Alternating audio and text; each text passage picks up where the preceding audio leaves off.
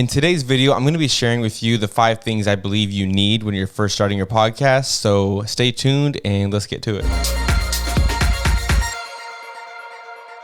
Hey, welcome back. My name is Chris. This is NC Media, and today I'm talking about the 5 things I believe you need when you're first starting your podcast, and let's just get straight to it. The first thing you're going to need is definitely some audio equipment. Now, of course, before I get into this, you can use your phone, you can use headphones that you have, you can use an app called Anchor, but this is for people who are trying to get into podcasting, like legit Joe Rogan style podcasting, if not a little bit different. The first thing that I highly suggest is a mixer, and not just any mixer. I believe the Rodecaster Pro is best for you, especially if you're just starting out or if you are already somewhat pro. The Rodecaster Pro comes with all sorts of different types of components to it. Like you could have 4 XLR cables, 4 headphone jacks, some Bluetooth, USB, and different sound panels so you could do stuff like this.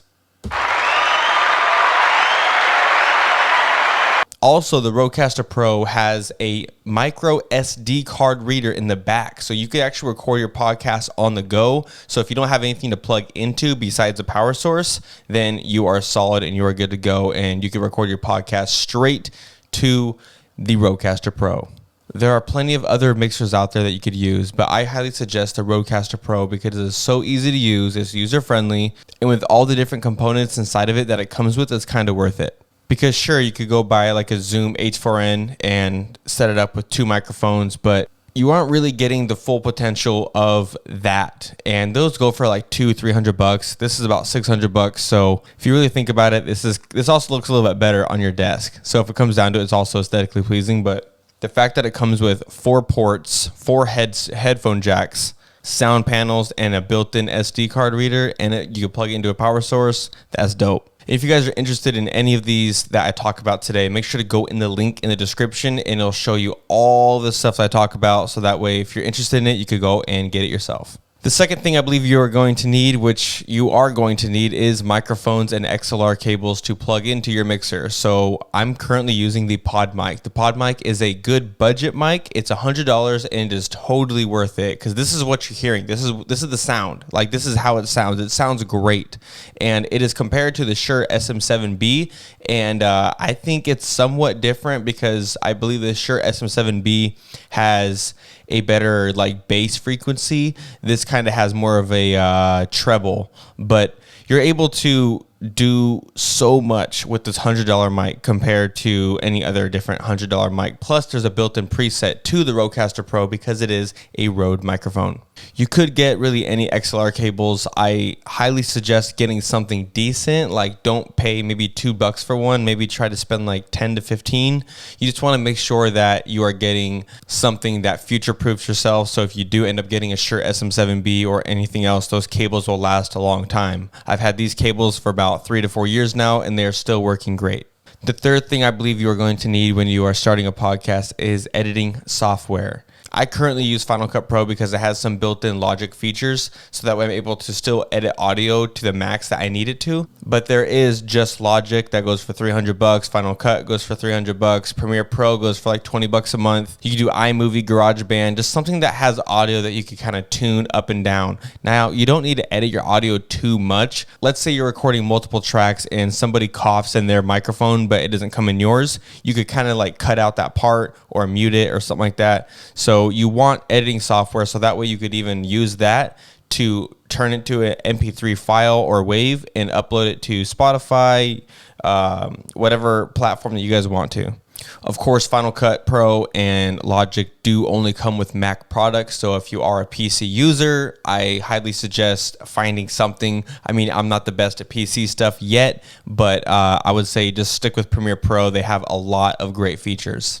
The fourth thing I believe you're going to need when you're starting a podcast is something to talk about. And I know it kind of seems too like cliche, but you need this a niche. Like you need something to discuss. People are listening to you anywhere from 30 minutes to 3 hours. It just depends on how long you go for.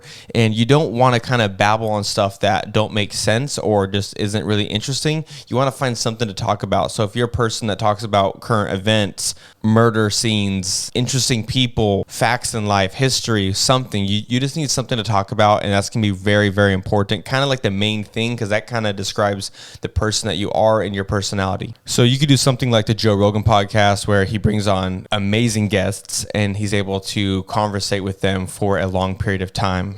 There's also other podcasts where people kind of talk about crime scenes and all that stuff, and that's kind of more like individual, and sometimes they'll have someone else commenting with them, but it's mainly like a one-on-one kind of podcast. Any way you choose to do it, just do it. You got this. You won't find out until your probably 50th audio file that you actually make through podcasting, so just give it a shot and give it a try and just keep trying.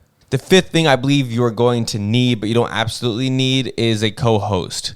A co-host makes it really easy. So videos like this, for instance, if this was a podcast, I could conversate back and forth with somebody about why you need these things. And that way it makes it interesting. So we'll cover topic by topic, such as like, hey, you're going to need a mixer. And then the person across from me will be like, what kind of mixer do you need? And I'd be like, well, I need this mixer and blah, blah, blah. You know what I mean? So having a conversation, people like that, because naturally everyone is nosy, and if you're out in public and you hear someone talking, you kind of tend to pick up on the conversation. When you try to pretend that you're not listening, it's still there, and people like drama. People like listening to different stories. It's just human nature. So have a co-host if you can. If you can't, try to have on guests every once in a while, so that way you're able to always keep the content going and the quality up. So those are the 5 things that I believe you need when you're first starting your podcast.